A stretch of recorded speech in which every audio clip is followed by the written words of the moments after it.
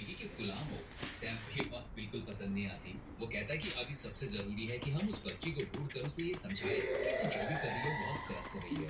वो कहता है कि मुझे ऐसा लगता है कि उस बच्ची के बहुत सारे क्लोन मार्क्स बन रहे हैं। हालांकि जैक्सन को उसके फादर का ये बात करने वाला आइडिया बिल्कुल पसंद नहीं आता।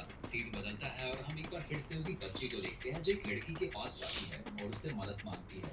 दूसरी तरफ जैक्सन उन क्लोन से बात करने के प्लान पर रेडी हो जाती है।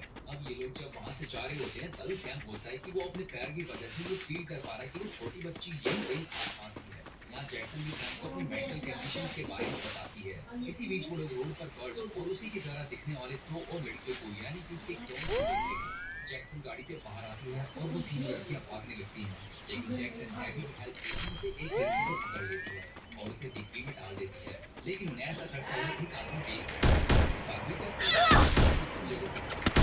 इसलिए उसके पास हालांकि मारने लगती है और वो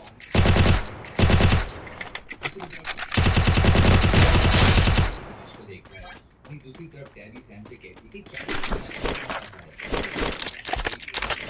टैबी कहती है कि सब तुम्हारी गलती है, तुम मुझसे कभी भी बात नहीं करते, तुम बिल्कुल भी एक अच्छे पति नहीं हो। अब ये लोग छोटी बच्ची को लेकर जैक्सन के अपार्टमेंट पहुंच जाते हैं और वहां पर उस बच्ची को एक चेयर पर बांधकर जैक्सन लोटस को चोपी की बॉडी लेकर अपने घर बुलाती है। जैक्सन देखती है कि उसके घर के बाहर उस बच्ची के बहुत सारे क्लोन्स आ जाते हैं। जैक्सन यहाँ सबसे कहती है कि उन्हें बर्ड्स को टॉर्चर करना चाहिए क्योंकि अगर वो ऐसा करेंगे तो शायद बर्ड्स के बाकी क्लोन भी टॉर्चर होंगे और वो यहाँ से चले जाएं। लेकिन सैम ये सब करने का नहीं था। वहीं उस बच्चे के क्लोन जैक्सन के घर के सभी को ब्लॉक कर देते हैं। लेकिन उसके कार के आसपास उस बच्चे के बहुत सारे क्लोन्स घूम रहे थे। जैक्सन लोटस सर्कल बनाने को कहती है। यहाँ लोटस कहता है कि मुझे कोई मैजिकल सर्कल नहीं आता, मैं कोई जादूगर थोड़ी ना हूँ। वहीं सैम देखता है कि बर्ड्स के कुछ क्लोन्स टैबी पर हमला कर रहे हैं। सैम उन क्लोन को यहाँ से भगाता है और टैबी को वहाँ से उठाकर ले जाता है। जैक्सन वहाँ से बाहर निकलती है और उन क्लोन्स को उठाकर लोटस के डिग्गी खोलने को कहती है। डिग्गी खुलते ही जैक्सन लड़की को चौंपी के मुंह में डाल देती है। लेकिन जब एक दूसरा क्लोन जैक्सन को भी चौंपी के मुंह में फेंक देता है। दूसरी तरफ टैबी को भी होश आ जाता है और सैम देखता है कि तरह हो गया है। काफी परेशान हो जाते हैं।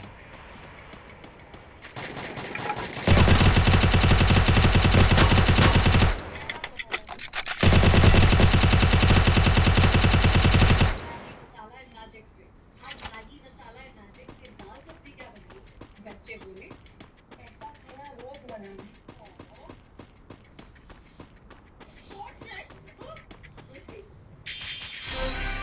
Remember her face. Remember her face.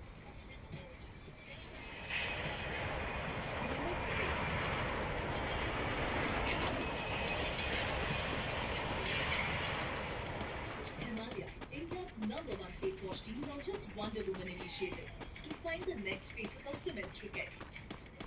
So, remember her face.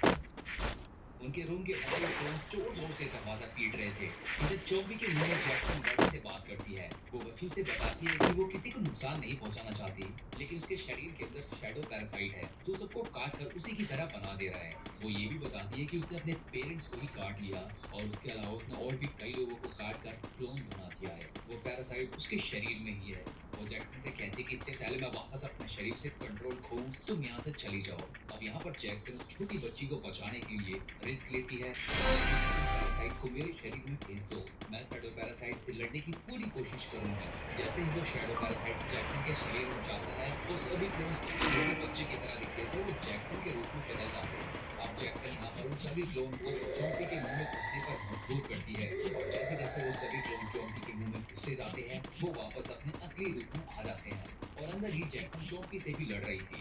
Sam भी चोंपी के मुंह में घुस जाता है और इस शैडो पैरासाइट से लड़ने में अपनी बेटी की हेल्प करता है। वो दोनों मिलकर जैक्सन के शरीर से उस शैडो पैरासाइट को बाहर निकालते Double takedown. से उन दोनों को बाहर खींच लेते हैं। ये सभी एक दूसरे से मिलकर बहुत खुश होते हैं। वो बच्ची बर्ड के रूप में देखकर बहुत खुश होती है। बाकी सभी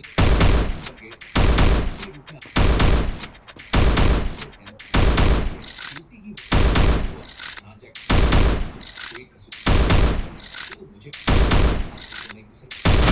Triple takedown.